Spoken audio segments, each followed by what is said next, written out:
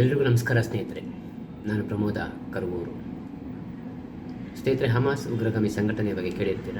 ಇಸ್ರೇಲ್ನಲ್ಲಿ ಮಾರಣ ಹೋಮವನ್ನು ನಡೆಸಿದಂಥ ಒಂದು ಅಪಾಯಕಾರಿ ಉಗ್ರ ಸಂಘಟನೆ ಇದು.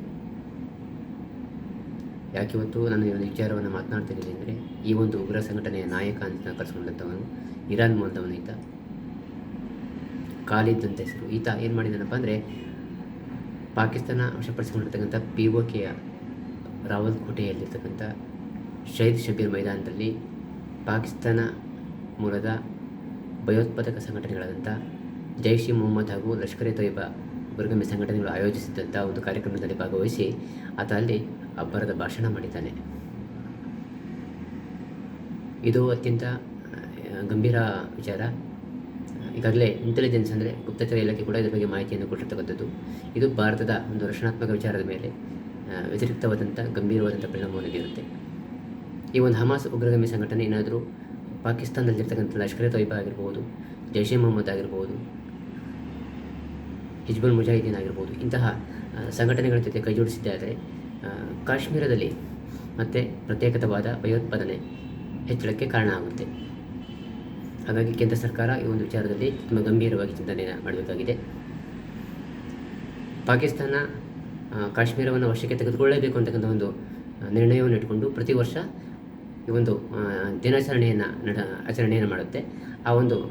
ಆ ಕಾರ್ಯಕ್ರಮದಲ್ಲಿ ಈತ ಭಾಗವಹಿಸಿ ಭಾಷಣವನ್ನು ಮಾಡಿರ್ತಕ್ಕಂಥದ್ದು.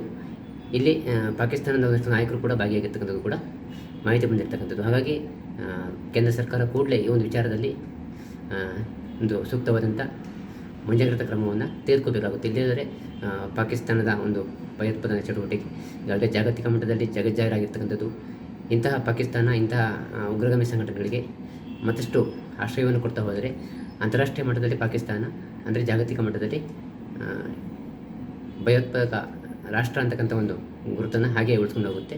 ಆದರೆ ಇದು ಭಾರತದ ಮೇಲೆ ಹೆಚ್ಚು ಪರಿಣಾಮವನ್ನು ಬೀರುತ್ತೆ. ಅದರಲ್ಲಿ ವಿಶೇಷವಾಗಿ ಜಮ್ಮು ಮತ್ತು ಕಾಶ್ಮೀರ ಆಗಿರ್ಬೋದು, ನಮ್ಮ ಭಾರತದ ಒಂದು ಆಂತರಿಕ ಭದ್ರತೆ ಮೇಲೆ ಹೆಚ್ಚು ಪರಿಣಾಮವನ್ನು ಬೀರುತ್ತೆ.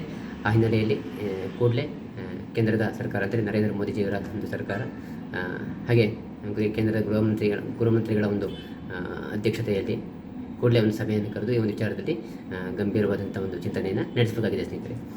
ಇಲ್ಲದಿದ್ದರೆ ಮುಂದಿನ ದಿನಗಳಲ್ಲಿ ಭಯೋತ್ಪಾದನಾ ಚಟುವಟಿಕೆಗಳು ಕಾಶ್ಮೀರ ಸೇರಿದಂತೆ ದೇಶದ ಹಲವು ಭಾಗದಲ್ಲಿ ಮತ್ತೆ ವಿಸ್ತಾರ ಆಗ್ತಕ್ಕಂಥ ಅಂದರೆ ತೀವ್ರವಾಗ್ತಕ್ಕಂಥ ಲಕ್ಷಣಗಳು ಈಗಾಗಲೇ ಮತ್ತೆ ಗೋಚರ ಆಗ್ತಾಯಿದೆ. ಅಂದರೆ ಹಮಾಸ್ ಉಗ್ರರಾಗಿರ್ಬೋದು, ಹಾಗೆ ಇತರೆ ಯಾವುದೇ ಉಗ್ರಗಾಮಿ ಸಂಘಟನೆಗಳಾಗಿರ್ಬೋದು, ಪಾಕ್ ಆಕ್ರಮಿತ ಕಾಶ್ಮೀರದಲ್ಲಿ ನೆಲೆಯೂರಿದ್ದೇ ಆದರೆ ಇದು ಭಾರತದ ಮೇಲೆ ವ್ಯತಿರಿಕ್ತವಾದಂಥ ಪರಿಣಾಮವನ್ನು ಖಂಡಿತವಾಗಲೂ ಬೀರುತ್ತೆ.